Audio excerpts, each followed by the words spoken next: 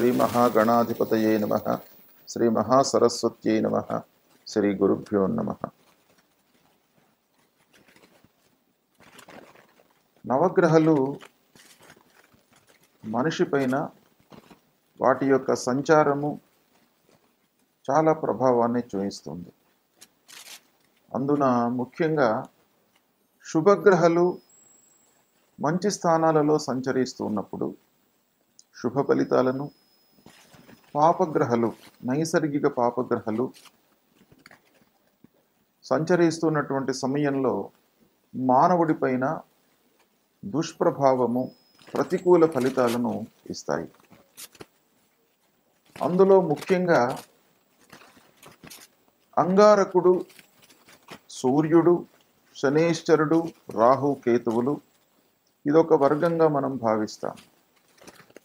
మిగతా వర్గము శుభగ్రహాలు, పూర్ణ శుభుడు, గురువు, శుక్రుడు, బుధుడు, చంద్రుడు, ఈ గ్రహాలను ఒక వర్గంగా భావిస్తాం.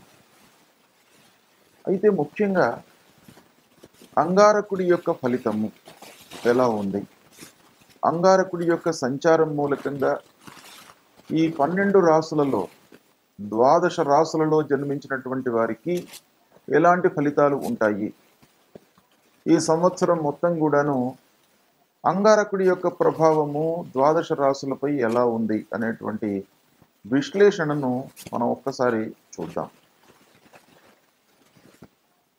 ఇప్పుడు ఈ సంవత్సరము అంగారకుడు స్తంభన రూపంలో, అంటే స్తంభించి ఉన్నాడు.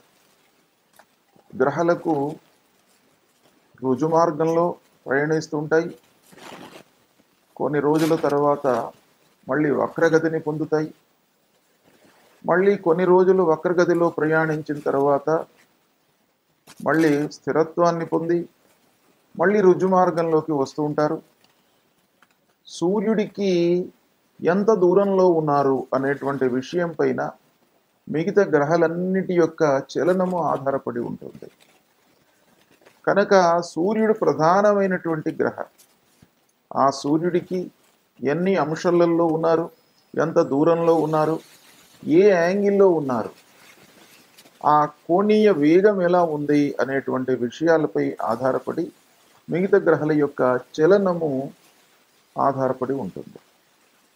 అయితే అంగారకుడి గురించి మనము ఈరోజు ఆ అంగారకుడి యొక్క సంచారము, చలనము ఏ విధంగా ఉంది, రాసులపై వాటి యొక్క ప్రభావం ఎలా ఉంది అనేటువంటి విషయాన్ని మనం తెలుసుకుందాం. ఈ నవగ్రహాలు ఒక్క రాశి లోపల సరాసరిగా ఎన్ని రోజులు ఉంటారు, ఎన్ని రోజులు స్థిరంగా ఉంటారు అనేటువంటి విషయాన్ని మనకు శాస్త్రం చెప్పింది. అంటే యావరేజ్గా తీసుకొని ఇన్ని రోజుల వరకు ఈ గ్రహ ఈ రాశిలో ఉండడానికి అవకాశం ఉంది, ఉంటాడు అనేటువంటి విషయాన్ని మనకు చెప్పింది. మనకు ప్రామాణిక శాస్త్రం ఏం చెప్తుంది అనంటే, బుధ శుక్రవు రవిర్మాసం మాసం మాసార్ధత కుజః గురుర్ద్వాదశ మాసాని త్రింశన్ మాసం శనైశ్చరః రాహుశ్చాష్టాదశశ్చైవ కేతుశ్చాష్టాదశస్తథా చంద్రో దినద్వయం చార్థం రవ్యాదీనాం క్రమాద్విదుః అని. అంటే ముఖ్యంగా ఈ నవగ్రహాలు మనకు ప్రమాణం ఏంటంటే, బుధ శుక్ర రవిలు, బుధుడు, శుక్రుడు, రవి, ఈ 3 గ్రహాలు ఒక మాసము ఒక రాశిలో సంచరిస్తారు. అంటే ఈ 3 గ్రహాల యొక్క ప్రభావము ఒక మాసం వరకే ఉంటుంది. మళ్ళీ ఆ మాసం తర్వాత, ఆ నెల తర్వాత వేరే రాశిలోకి వెళ్ళిపోతారు గనక వారి యొక్క ప్రభావము ముఖ్యంగా మాస ఫలితాలపై ఎక్కువగా మనకు ప్రభావం చూపిస్తాయి. ఇక మాసం మాసార్ధత కుజః, మాసార్ధము మాసము, మాసము ప్లస్ మాసార్ధము అంటే 45 రోజులు, నెలన్నర అంగారకుడు ఒక రాశిలో సంచరిస్తాడు. గురు 12 మాసాని, గురువు 12 నెలలు ఒక రాశిలో సంచరిస్తాడు. కాబట్టి గురువు యొక్క ప్రభావం ఎక్కువ ఉంటుంది. 12 నెలలు కూడాను ఒక రాశిలో సంచరిస్తాడు గనక గురువు యొక్క ప్రభావం ఎక్కువ ఉంటుంది. అందున గురువు పూర్ణ శుభగ్రహం గనక ఆ గురువు యొక్క ప్రభావము అత్యంత ఫలదాయకంగా ఉంటుంది మానవుడి పైన. త్రింశన్ మాసం శనైశ్చర, 30 నెలలు. 30 నెలలు శనైశ్చరుడు, శని భగవానుడు ఒక రాశిలో సంచరిస్తాడు. 30 నెలలు అనంటే 2.5 సంవత్సరాలు. 2.5 సంవత్సరాలు ఒక రాశిలో శనైశ్చరుడు సంచరిస్తాడు. కనుక 2.5 సంవత్సరాలు ఆ రాశిలో సంచరిస్తాడు గనక ఆ శని యొక్క ఎఫెక్ట్ అనేది చాలా ఎక్కువ ఉంటుంది. అందున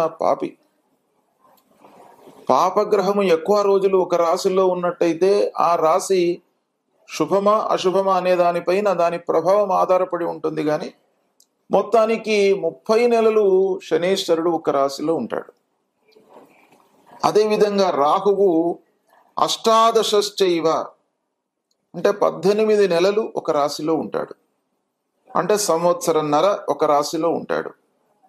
కేతువు కూడాను 18 నెలలు ఉంటాడు ఒక రాశిలో. చంద్రుడు 2.5 రోజులు ఒక రాశిలో ఉంటాడు.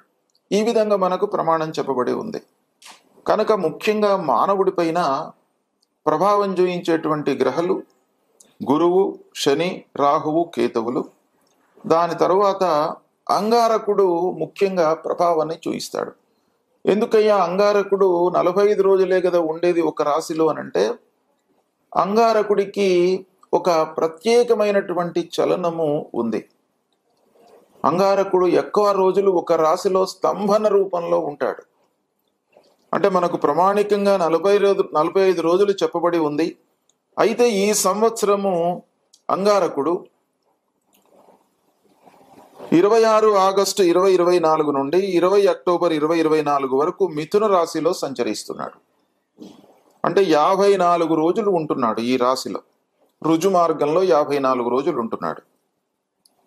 దాని తర్వాత 20 అక్టోబర్ 2024 నుండి 21 జనవరి 2025 వరకు కర్కాటక రాశిలో ప్రవేశించి కర్కాటక రాశిలో ప్రయాణిస్తున్నాడు. అంటే ఇక్కడ 3 మాసాల 1 నెల, అంటే 91 రోజులు ఈ రాశిలో ఉంటున్నాడు, కర్కాటక రాశిలో ఉంటున్నాడు. ఈ కర్కాటక రాశిలో సంచరిస్తున్నటువంటి సమయం లోపల 7 డిసెంబర్ రోజున వక్రిస్తున్నాడు. వక్రించడం అంటే మళ్ళీ వక్రగతి, వెనక్కి నడుస్తున్నాడు అన్నమాట. ఈ వక్రము అనేటువంటిది రిలేటివ్గా జరుగుతుంటుంది. అంటే సాపేక్షంగా మనం చూసినప్పుడు వక్రం అనేది మనకు కనబడుతుంది. అంటే భూమిపైన ఉన్నటువంటి మనకు ఆ అంగారకుడు యొక్క గమనాన్ని మనము అబ్జర్వ్ చేసినట్టయితే ఆ రిలేటివ్గా మనకు వెనకకి వస్తున్నట్టుగా కనబడతాడు, వెనకకి చెలిస్తున్నట్టుగా మనకు కనబడతాడు. కానీ వాస్తవంగా మనం భౌతికంగా ఆలోచించినట్టయితే వక్రం అనేది ఉండదు, ముందుకే నడుస్తూ ఉంటాడు గ్రహము. అయితే మన ఈ ఆబ్జర్వేషన్ ప్రకారంగా 7 డిసెంబర్ 2024 రోజున వక్రిస్తున్నాడు. మళ్ళీ వక్రించి 21 జనవరి 2025 వరకు కర్కాటక రాశిలో సంచరిస్తున్నాడు. అంటే ఇక్కడ కర్కాటక రాశిలో 91 రోజులు సంచరిస్తున్నాడు. ఇక దాని తర్వాత మళ్ళీ 24 ఫిబ్రవరి 2025 వక్ర త్యాగం చేస్తున్నాడు. అంటే 21 జనవరి 25 నుండి 3 ఏప్రిల్ 2025 మధ్యకాలం లోపల మిథున రాశిలోకి మళ్ళీ వెళ్తున్నాడు. అంటే మిథున రాశిలో సంచరిస్తున్నాడు ఈ సమయంలో. అంటే ఇక్కడ చూడండి 2 మాసాల 12 రోజులు, అంటే 72 రోజులు ఈ వ్యవధి లోపల సంచరిస్తున్నాడు. దాని తర్వాత మళ్ళీ 3 ఏప్రిల్ 2025 నుండి 7 జూన్ 2025 వరకు కర్కాటక రాశిలో సంచరిస్తున్నాడు. మళ్ళీ అంటే రుజు మార్గంలో కర్కాటక రాశిలో సంచరిస్తున్నాడు. అంటే ఇక్కడ 64 రోజులు సంచరిస్తున్నాడు. ఇది ఈ కుజుడి యొక్క సంచారం ఈ సంవత్సరం ఇలా ఉంది. అయితే దీన్ని మనం క్షుణ్ణంగా చూసినట్టయితే మొదటి భాగంలో మిథున రాశిలో 54 రోజులు ఉంటున్నాడు. మళ్ళీ 72 రోజులు మిథున రాశిలో ఉంటున్నాడు. అంటే 126 రోజులు మిథున రాశిలో సంచరిస్తున్నాడు. తర్వాత ప్రారంభంలో 91 రోజులు కర్కాటక రాశిలో సంచరిస్తున్నాడు. దాని తర్వాత మళ్ళీ 64 రోజులు కర్కాటక రాశిలో సంచరిస్తున్నాడు. అంటే 155 రోజులు సంచరిస్తున్నాడు. అంటే మిథున రాశిలో 126 రోజులు, కర్కాటక రాశిలో ఏకంగా 155 రోజులు సంచరిస్తున్నాడు. అంటే సాధారణంగా ఉండవలసినటువంటి ప్రమాణం ఏంటి? అంగారకుడు 45 రోజులు ఉండాలి. కానీ ఆ 45 రోజులకు మించి ఒక్కొక్క రాశిలో ఉంటున్నాడు కనుక ఇలాంటి స్థితిని మనం ఏమంటాం? కుజస్తంభనము అని అంటాం. అంటే ఈ సంవత్సరము కుజస్తంభనము ఈ 2 రాశులలో సంభవిస్తుంది. మిథున రాశిలో, కర్కాటక రాశిలో కుజస్తంభనము సంభవిస్తుంది. అయితే ఈ స్తంభనము 12 రాశుల వారికి ఎలా ఉంటుంది, వీటి యొక్క ఫలితం ఎలా ఉంటుంది అనేటువంటి విషయాన్ని విశ్లేషించి తెలుసుకుందాం. ధనుస్సు రాశి వారికి కుజస్తంభన మూలకంగా గోచార ఫలితాలు ఎలా ఉన్నాయో తెలుసుకుందాం. ఈ సంవత్సరము స్తంభనం మూలకంగా మిథున, కర్కాటక రాశులలో సంచరిస్తున్నాడు అంగారకుడు. మిథున రాశిలో సంచారము ధనుస్సు రాశి వారికి 7వ స్థానం అవుతుంది. కర్కాటక రాశి సంచారము 8వ స్థానం అవుతుంది. ఈ 2 స్థానాలు కూడాను ప్రతికూలమే. 7వ, 8వ స్థానాలలో సంచరించడం ప్రతికూలమే. అంటే మనకు అడ్వర్స్ ఎఫెక్ట్ ఉంటుంది. 7వ స్థానము కొంతవరకు అనుకూలం, 8వ స్థానము ప్రతికూలం ఎక్కువగా ఉంటుంది. అయితే 26 ఆగస్టు నుండి 20 అక్టోబర్ వరకు మిథున రాశిలో సంచరిస్తున్నాడు. దాని తర్వాత 21 జనవరి 2025 నుండి 3 ఏప్రిల్ 2025 వరకు కర్కాటక రాశిలో సంచరిస్తున్నాడు.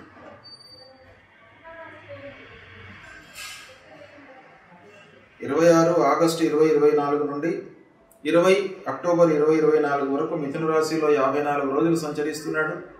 మళ్ళీ 21 జనవరి 2025 నుండి 3 ఏప్రిల్ 2025 వరకు మిథున రాశిలో సంచరిస్తున్నాడు. అంటే ఓవరాల్గా 126 రోజులు మిథున రాశిలో సంచరిస్తున్నాడు.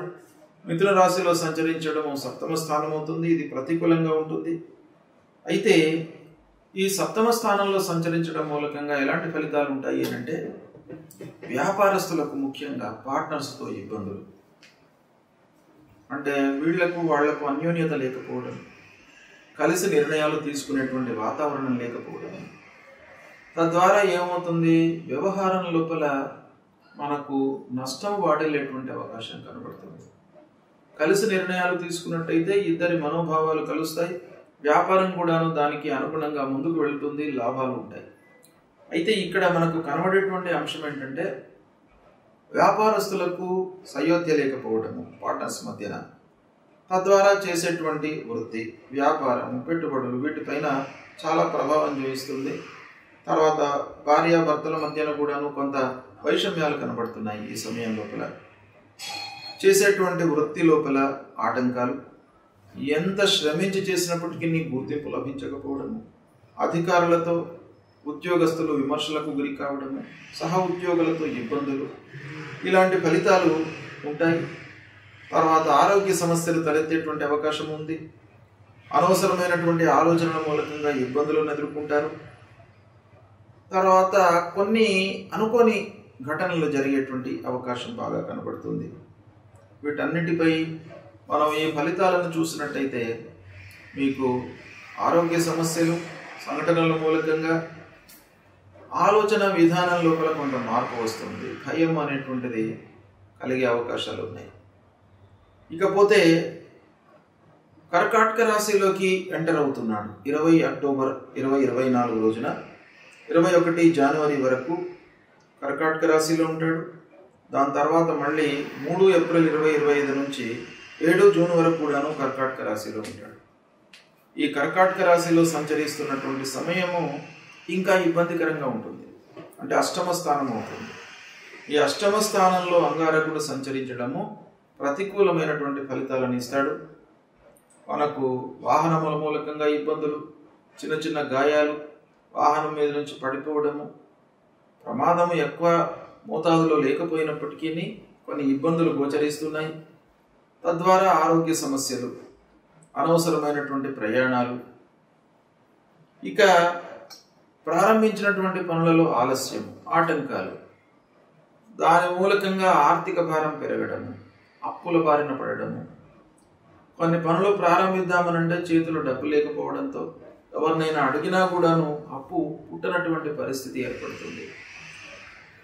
ఇక ఆదాయం విషయము, రాబడి సరే, ఖర్చు ఇలా ఉంది, మరి ఆదాయం బాగా ఉంది అని అంటే ఆదాయం లోపల కూడా ఇబ్బందులు ఉంటాయి. ఆదాయము హెచ్చు తగ్గులు ఉంటాయి. మనం అనుకున్న మేర రాకపోవడము చాలా ఇబ్బందులకు క్రియేట్ చేస్తుంది. ఇక ఇంటి లోపల కూడాను మనకు వాతావరణము అంత సుగమంగా ఆనందదాయకంగా ఉండదు, ఇబ్బందులు ఉంటాయి, మనస్పర్ధలు, తర్వాత నోటి దురుసుతనంతో కొన్ని ఇబ్బందులు తలెత్తే అవకాశాలు ఉన్నాయి.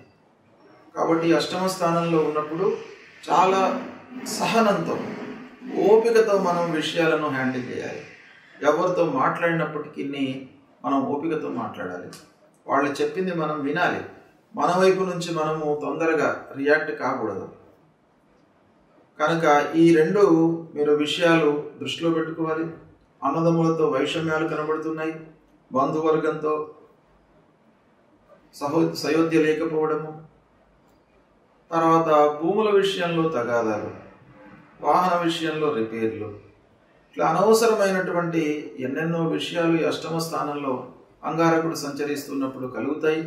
కనుక ఓవరాల్గా మీరు సప్తమ అష్టమ స్థానాలలో అంగారకుడు సంచరించడం ప్రతికూలం కనుక తప్పకుండా మీరు పరిహారాలు చేసుకోవాలి.